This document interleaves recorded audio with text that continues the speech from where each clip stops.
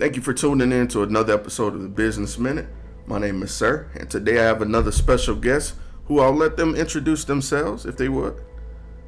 Yo, what it do is DTM the Badguy. All right, DT. And if you don't mind me asking, how long have you been active, bro?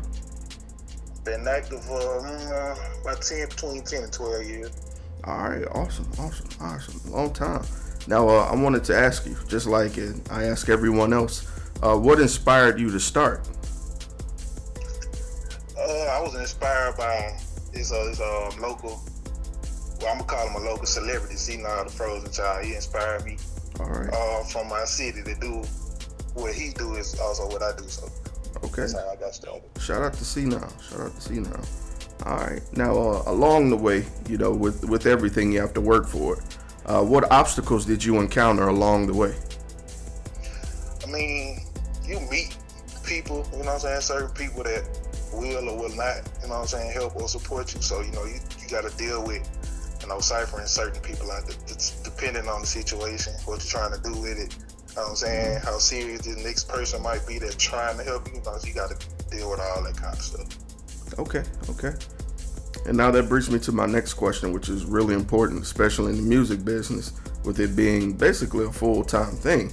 How do you manage to balance work and personal life?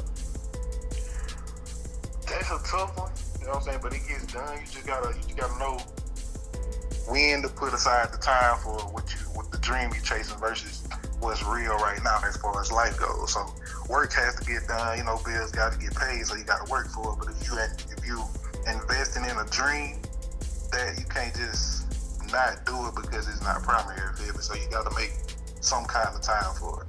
I heard that. I like that answer. All right. So that brings me to one of my favorite questions.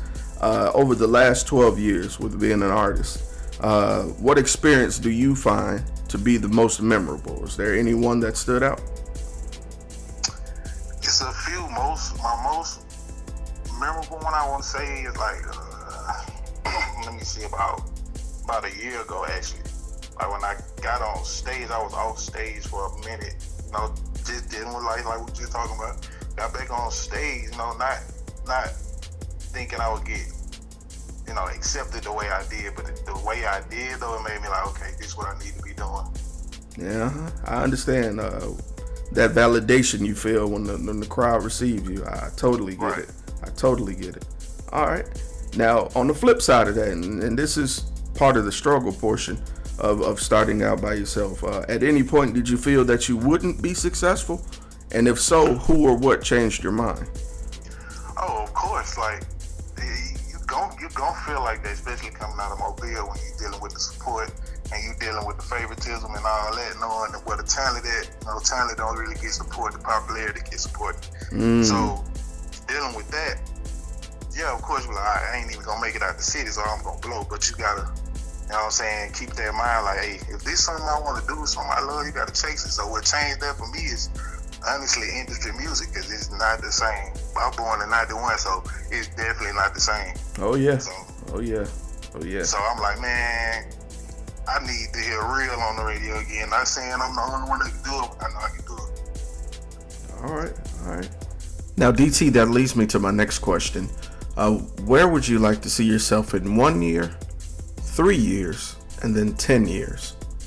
In 1 year, I want to see myself being recognized within, not just in my city, within, not just in the region. I'm talking about recognized, like if I was an opening act for like a big artist or something like that kind of recognition within a year. 3 years, somewhat established. I want to be somewhat established. Okay. And investing in other stuff, that comes with entertainment, like clothing, other artists, stuff like that. 10 years, I want to be in the same boat my favorite artist, J. Cole, in.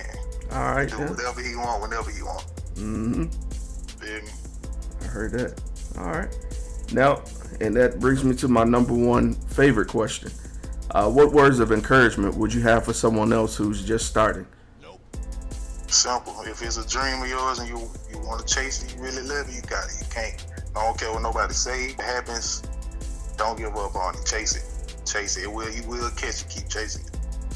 Awesome. Perfect.